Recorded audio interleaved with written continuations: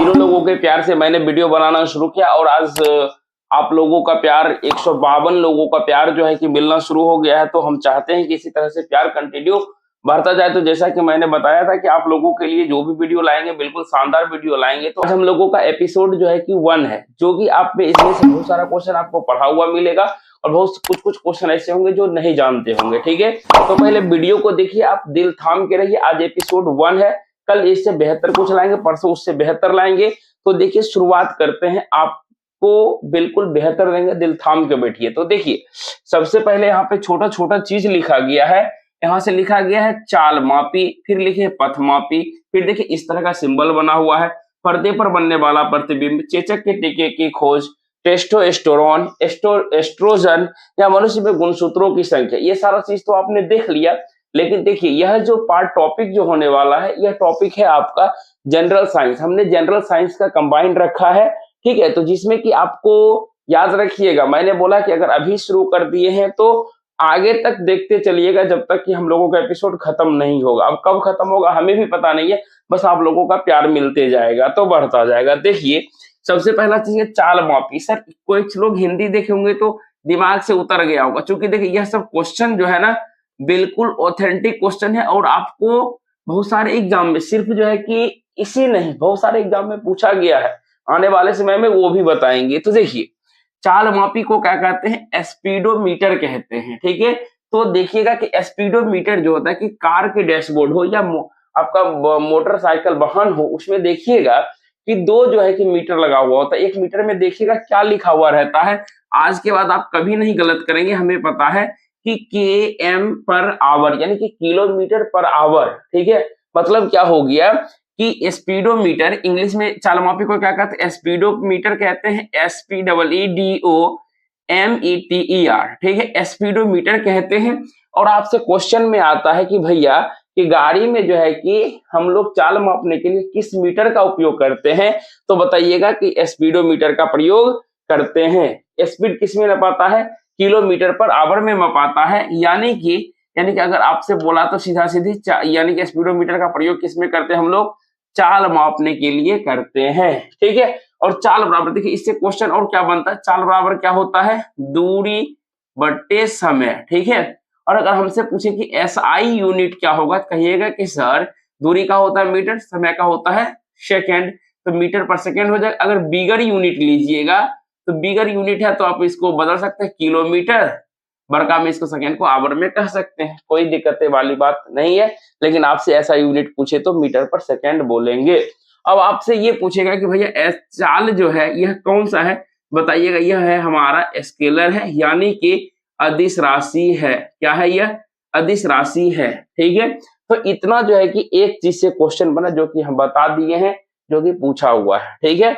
अब देखिए आ गया कि इसी में कंफ्यूजन बच्चे को क्या होता है कि सर अगर सर हम स्पीडोमीटर पढ़े हैं तो एक और जानते क्या है सर, ओडोमीटर, जो कि अभी बीपीएससी में हाल फिलहाल का एग्जाम हुआ था। तो बीपीएससी में भी ये क्वेश्चन पूछा गया था कि आखिर जो है कि ओडोमीटर से हम लोग क्या मापते हैं, ओडोमीटर से क्या मापा जाता है। इसके लिए देखिए ओडोमीटर ध्यान से देखिए, समझने वाली बात है।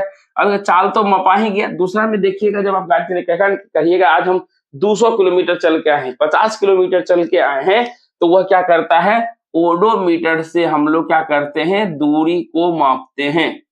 किसको मापते हैं, दूरी को मापते हैं। याद रखिएगा दूरी जो होता है, दूरी बोले तो डिस्टेंस को मापते हैं, ठीक है।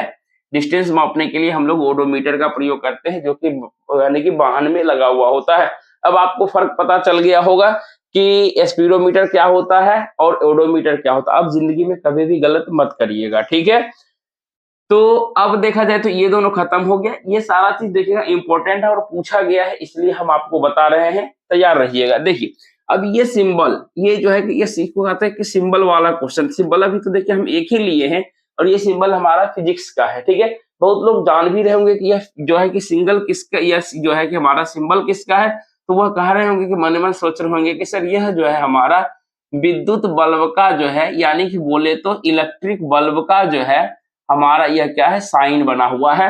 बिल्कुल भैया आप जो है कि सही सोचे, बिल्कुल आप गलत नहीं सोचे, क्योंकि यह आसान है, जान रहे हैं। लेकिन देखिए अब जो है कि विद्युत बल्ब में ये वाला टर्म देख रहे हैं, इस तरह से मुड़ा हुआ घुमा हुआ रहता है। आप लोग घर में देखेंगे आज से बहुत साल पहले कि घर में लाल बल्ब जलता था, ठीक है, लाल बल्ब जलता था, उसमें देखते एक तंतु आता था, जो दुकान में जाते थे वो बल्ब खरीदते थे तो 10 टका में देता था, तो उसमें एक तंतु बना हुआ रहता है जिसको हम लोग क्या कहते हैं, विद्युत बल्ब का। यहाँ पे देखिए क्वेश्चन आता है तंतु, या उसी को हम लोग कहते हैं फिलामेंट। क्या कहते हैं भैया, तंतु कहते हैं या कहते हैं फिलामेंट। आपसे पूछेगा कि विद्युत बल्ब का तंतु या फिलामेंट किस चीज का बना हुआ होता है, तो कहिएगा कि टंगस्टन का बना हुआ होता है। किस चीज का बना हुआ होता है, टंगस्टन का बना होता है। अब देखिए टंगस्टन जो है ये हमारा केमिस्ट्री का वर्ड है, यानी कि आप जो पीरियोडिक टेबल पढ़े होंगे तो उसमें जरूर पढ़े होंगे कि टंगस्टन को हम लोग कैपिटल W से डिनोट करते हैं, और इसका एटॉमिक नंबर जो है कि कितना होता है, 74 होता है।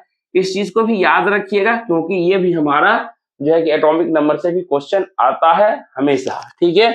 ये हो गया। अब देखिए दूसरा क्वेश्चन ये भी आ सकता है आपको कि विद्युत बल्ब का जो है कि आविष्कार किसने किया। विद्युत बल्ब का आविष्कार जो है एडिशन साहब किए थे। कौन किए हैं विद्युत बल्ब का आविष्कार, एडिशन के द्वारा किया गया है। तो इस चीज को ध्यान रखिएगा सिंबल के द्वारा। अभी देखिए फिजिक्स का, केमिस्ट्री का भी सिंबल भी रहता है और बायोलॉजी का भी सिंबल। केमिस्ट्री में तो कम रहता है लेकिन बायोलॉजी वाला भी क्वेश्चन देखने के लिए मिलेगा, दिखाएंगे आपको, ठीक है। आज पहला है, कुछ बातें हैं करेंगे आपसे। देखिए अब कहता है कि पर्दे पर बनने वाला प्रतिबिंब। प्रतिबिंब का मतलब इंग्लिश जान गए कि इमेज होता है। अब इससे क्वेश्चन रहता है कि वैसा इस इमेज जिसको हम लोग पर्दे पर उतार सकते हैं, उस इमेज को क्या कहा जाता है, तो हिंदी में उसको कहते हैं वास्तविक इमेज। क्या कहते हैं, उसको कहते हैं वास्तविक प्रतिबिंब, ठीक है। इस चीज याद रखिए। प्रतिबिंब आप पढ़े होंगे कि दो प्रकार का होता है, एक वास्तविक जनरली बता रहे हैं, और दूसरा कहते हैं उसको हम लोग आभासी कहते हैं, या उसको हम लोग क्या कहते हैं, काल्पनिक कहते हैं, ठीक है। अब देखिए याद रखिएगा, यानी कि वास्तविक बोले तो क्या होता है, रियल इमेज होता है, जबकि इसको हम लोग क्या कहते हैं, वर्चुअल इमेज। इसको क्या कहते हैं, वर्चुअल इमेज कहते हैं। तो ध्यान ध्यान रखना इस चीज को, ठीक है। यानी कि जो प्रतिबिंब को पर्दे पर उतार सकते हैं उसे हम लोग वास्तविक प्रतिबिंब कहते हैं, जिसे पर्दे पर नहीं उतारा जा सकता उसको हम लोग आभासी या काल्पनिक प्रतिबिंब कहते हैं। और याद रखिएगा हमेशा कि वास्तविक प्रतिबिंब जो होता है कि हमेशा हमेशा उल्टा ही होगा। क्या होगा, हमेशा उल्टा होगा। जैसे कि अब एक क्वेश्चन आपसे पूछते हैं कि हमारे आंख में जो लेंस है, ठीक है, वो कौन सा लेंस है, जरा आप लोग बताइएगा कि हमारे आंखों में कौन सा लेंस है। कमेंट कीजिएगा, आपके आंसर का हमें इंतजार रहेगा, तब हम समझेंगे कि आपने पूरा वीडियो देखा है। हमारे आंख में जो लेंस है कौन सा लेंस है, ठीक है। तो हमारा वास्तविक प्रतिबिंब होता है हमेशा उल्टा होता है, यानी कि रियल इसको कहते हैं इनवर्टेड। क्या कहते हैं, इनवर्टेड, जो कि आरआरबी जेईएलपी में भी क्वेश्चन था।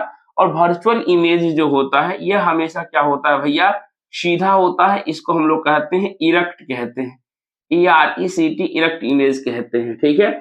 आपको हमने हिंदी इंग्लिश दोनों में बताया है, इसी तरीके से अंत तक सिलसिला जारी रहेगा, ठीक है। अब देखा जाए कि ये तो हो गया। अब देखिए आगे चेचक के टीके की खोज किसने किया था, तो टीके का जो खोज, टीका जो है चेचक में जो होता है, चेचक माने हम लोग गांव घर में कहिएगा कि माता मैया हो गया है। तो आखिर यह जो है कि चेचक किसके द्वारा होता है, वायरस के द्वारा होता है। इस चीज को याद रखिए, आगे हम डिजीज वाला पढ़ाएंगे तो वहां पे वायरस बताएंगे कि वायरस की वजह से होता है। तो चेचक के टीके की खोज किसके द्वारा किया गया था, एडवर्ड जेनर के द्वारा। एडवर्ड जेनर होता है, ठीक है, एडवर्ड जेनर नहीं, एडवर्ड जेनर कहिएगा, एडवर्ड जेनर। आपसे देखिए ईस्वी नहीं पूछेगा कि कब खोज किया गया था, लेकिन आप पढ़े हैं एडवर्ड जेनर किया है तो ईस्वी भी याद रख लीजिएगा, तो कोई दिक्कत वाली बात नहीं है। 1798 ईस्वी में किए थे। कब किए थे, 1798 ईस्वी में। तो ये हमारा जो है कि क्या है, वन लाइनर है, तो याद हो गया आपको, ठीक है। अब देखिए आगे देखिए, यहाँ पे लिखा हुआ टेस्टोस्टेरोन, यहाँ पे लिखा हुआ एस्ट्रोजन, जो कि काफी इंपॉर्टेंट है। यह दोनों जो है भैया, इस दोनों के बारे में बात करेंगे। यह दोनों जो है कि हार्मोन है। क्या है, यह आपका हार्मोन है, HARMONE, यह हमारा है हार्मोन, ठीक है। अब देखिए कि धरती पर हम लोग देखते हैं जनरली दो तरह के, एक हम लोग देखते हैं मेल है, दूसरा क्या देखते हैं, फीमेल है, ठीक है। आप देखते होंगे बार बार हम इधर उधर देखते हैं, मतलब कि अकेला वीडियो शूट कर रहे हैं इसलिए देखना पड़ता है कि सही चल रहा है या गलत चल रहा है, ठीक है। देखिए तो हम लोग क्या होता है, एक मेल है एक फीमेल है। जनरली केस में वो वाला ट्रांसजेंडर वाली बात अलग है, लेकिन हम लोग मेल और फीमेल दुनिया में मैक्सिमम चीज के लिए उत्तरदायी होते हैं। तो इसमें से देखिए दो चीज यहाँ पर जो है, एक टेस्टोस्टेरोन है, इसको कौन सा हार्मोन कहा जाता है? इसको हम लोग क्या कहते हैं? पुरुष यानी कि मेल हार्मोन कहते हैं। इसको क्या कहते हैं हम लोग? यह जो है कि टेस्टोस्टेरोन को मेल हार्मोन यानी कि नर कहिए या पुरुष यानी कि यहाँ पर पौरुष होता है, पुरुष या पौरुष जो भी कहिए, पौरुष हार्मोन कहते हैं। ठीक है, इस चीज को ध्यान रखना है। आखिर यह देखिए होता क्या है, इस चीज को बताते हैं आपको। ठीक है, अब है एस्ट्रोजन। ठीक है, एस्ट्रोजन जो होता है, नर वाला तो हो ही गया, तो अब कौन सा बचा? मादा कहिए या कहिए इसे हम लोग, मादा मतलब हो गया स्त्री हार्मोन कहते हैं। इसे हम लोग क्या कहते हैं? स्त्री हार्मोन कहते हैं, मादा या स्त्री हार्मोन कहते हैं।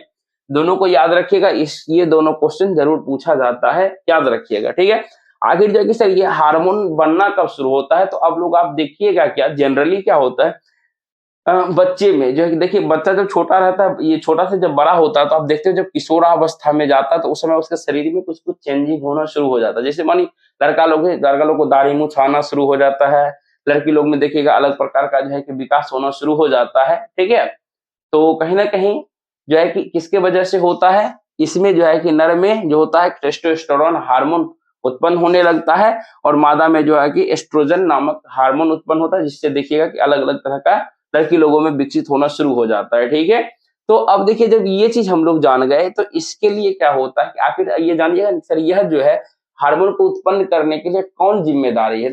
तो या कंट्रोल करने के लिए, तो इसको इसमें होता है भैया पीयूष ग्रंथि। क्या होता है? पीयूष ग्रंथि कहते हैं, या उसको हम लोग मास्टर ग्लैंड कहते हैं, या इसको हम लोग कहते हैं प्यूटिटरी ग्रंथि। प्यूटरी ग्रंथि कहते हैं। ठीक है, प्यूटिटरी ग्रंथि। तो याद रखिएगा, यानी कि यह दोनों क्या करता है? इसमें जो हार्मोन है उसका क्या करता है? नियंत्रण करता है। इस चीज को ध्यान रखिएगा। तो ये सारा क्वेश्चन जो है कि छपा हुआ है हाल फिलहाल के एग्जाम में, टीसीएस पैटर्न को फॉलो कर रहा है, तो इसलिए हम बता दिए आपको। ठीक है, तो अब देखिए कहीं ना कहीं एक क्वेश्चन यहाँ से जो है, मनुष्य में गुणसूत्रों की संख्या, ये तो जानते हैं कि सर, हम लोग जानते हैं कि 23 जोड़ा होता है। 23 जोड़ा बोला तो एक जोड़ा में 2 गो, तो 23 गुना 2 बोले तो 46 गो होता है। अगर जोड़ा में बोले तो 23 जोड़ी कहिएगा, अगर आपको सिंगल पूछे नंबर में तो कहिएगा कि 46 गो होता है। ये तो बता दीजिएगा, लेकिन अब इस पर एक छोटा सा कहानी सुनाते हैं, और आप सुन के जरूर जो है कि आज आपका सारा चीज क्लियर हो जाएगा। जो चीज आपके मन में चल रहा होगा वो चीज, सारा चीज डाउट के क्लियर हो जाएगी। ठीक है, क्योंकि बायोलॉजी टर्म है तो थोड़ा सा ध्यान से सुनिए, और जो है कि आपका एग्जाम आया हुआ है क्वेश्चन, जरूरी नहीं है कि सिर्फ एग्जाम के पर्पज से ही, क्योंकि सामाजिक जो, चलिए इतना में हो जाएगा। ठीक है, देखिए कि देखिए हम इसलिए बोल रहे थे कि इसलिए इसको ध्यान से देखिए, सिर्फ एग्जाम के पर्पज से नहीं, आपके समाज में जो चल रहा है ना, जिससे महिलाओं की प्रताड़ना को, महिलाओं को प्रताड़ना झेलना पड़ता है, वो भी आपके मन से आज मिथ्यता दूर हो जाएगी। क्या दूर हो जाएगी? तो देखिए अब हम बताते हैं क्या।